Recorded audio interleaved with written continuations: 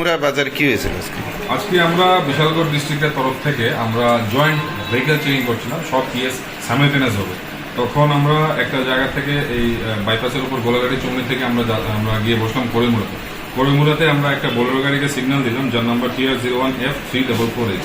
Signal দেওয়ার পর আমাদের সিনিয়র অফিসারও ছিলেন, থানার ওসি সাহেব ছিলেন, আমি ছিলাম। তখন সিগন্যাল দেওয়ার পর গাড়িটা সিগন্যাল অমান্য করে আমাদের ব্যারিকেড ভেঙে একটা স্টাফের উপর দিয়ে মানে অলমোস্ট ওকে হিট করে চলে